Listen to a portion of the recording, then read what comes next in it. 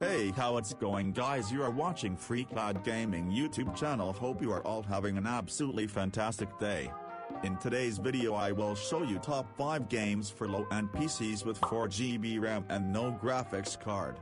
But keep that in mind that all the above 5 games are randomly listed, which means that the number of the game will not define the quality of the game.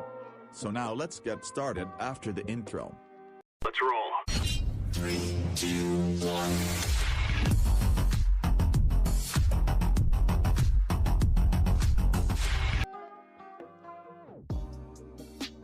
On number 5 spot we have Need for Speed, The Run. Need for Speed, The Run is a racing video game and the 18th title in the Need for Speed series, published by Electronic Arts. Need for Speed, The Run is a racing video game. Players take part in street racing across real-world locations in the United States. There are over 300 kilometers, 190 miles, of road, making it the biggest Need for Speed game on release. Most event types require the player to overtake opponents to win the race. There are also time attack events and survival events where the players must prevent their vehicle from being destroyed while under attack. Cars are divided into tiers based on performance.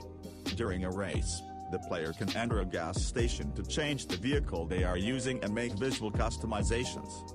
The run features sections where the player exits their car and is traveling on foot. Gameplay in these sections is restricted to quick time events, so definitely worth a try. On number 4 spot we have Metal Gear Solid 5, The Phantom Pain. Metal Gear Solid 5, The Phantom Pain is an open-world stealth game developed by Kojima Productions and published by Konami. The game is set in 1984, 9 years after the events of Ground Zeroes and 11 years before the events of the original Metal Gear. The story follows mercenary leader Punished Venom Snake as he ventures into Soviet-occupied Afghanistan and the Angola's near border region to exact revenge on the people who destroyed his forces and came close to killing him during the climax of Ground Zeroes.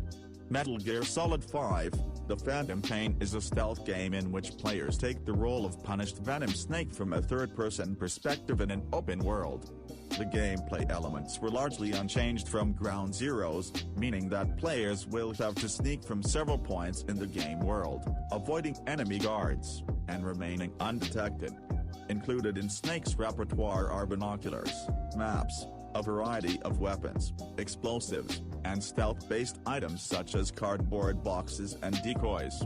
Following one of the series' traditions, The Phantom Pain encourages players to progress through the game without killing, using non-lethal weapons such as tranquilizer darts to subdue enemies. Players may traverse the game world with vehicles such as jeeps and tanks, in addition to traveling on foot or on horseback, and as certain locations are mountainous, occasionally, players can opt to go rock climbing as a shortcut. They may call for helicopter support against enemy soldiers or request airstrikes that can bomb the target area or change the current weather. Snake can call on her companions, including Quiet, a silent female sniper with supernatural abilities, D-Horse, a horse capable of wearing armor and hiding Snake during travel, D-Walker, a manned, highly agile mobile weapons platform that can provide heavy weapons support, and D-Dog, a wolf pup raised and trained on the new mother base to assist him in the field. The companion's abilities and their effectiveness will depend on the player's relationship with them. There is a large emphasis on tactics in The Phantom Pain, so definitely worth a try. On number 3 spot we have Outlast 2. Outlast 2 is a first-person psychological horror survival video game developed and published by Red Barrels. Outlast 2 is a first-person survival horror game. It has a single-player campaign. It is set in northern Arizona. The player controls the investigative journalist Blake Landerman, who investigates a dilapidated rural area in Supply, near the western edge of the Colorado Plateau. The player can crouch, run, jump, walk, vault, slide and climb and can hide in lockers, barrels, wardrobes, beds, pools of water, tall grass, cornfields, and inside of houses. He has a limited stamina meter and the player must manage how long he runs, lest he becomes exhausted and move more slowly. Lanterman possesses only a camcorder, which has night vision capabilities, though the camcorder's batteries are also drained when night vision is used. Lanterman's status as a cameraman means he carries a more advanced camera, one with clearer footage, zoom, and a sensitive microphone that can be used to detect distant footsteps and other noises. The player is equipped with an inventory system displaying the amount of footage recorded on the camera and the items they are carrying. Spare batteries suitable for the camcorder and medkits to heal are spread throughout the game. So definitely worth a try if you love FPS games. On number 2 spot we have State of Decay. State of Decay is an action-adventure survival horror stealth video game developed by Undead Labs and published by Microsoft Studios. It places emphasis on how the player's leadership skills fare against an onslaught of problems, such as diminishing survival resources, group trust and morale, zombie extermination, base defenses, and people's lives. The game combines elements of shooters, stealth, role-playing and strategy games, and the game challenges players to survive by exploring, scavenging, and fighting the undead. State of Decay contains elements of third-person combat and simulation. The player is in charge of a small group of survivors and can either follow the storyline or perform tasks that ensure their community's survival. The game world is 16 square kilometers, 8 square kilometers of which is playable.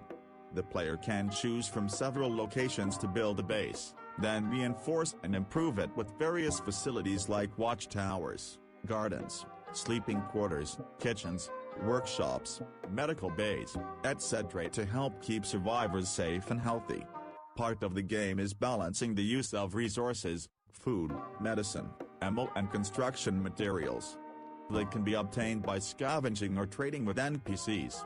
The player can interact with survivors outside of their group, trading with them, helping them or recruiting them. The game features 2 relationship meters, the first determines if a survivor can be recruited, and the second dictates if they can be controlled.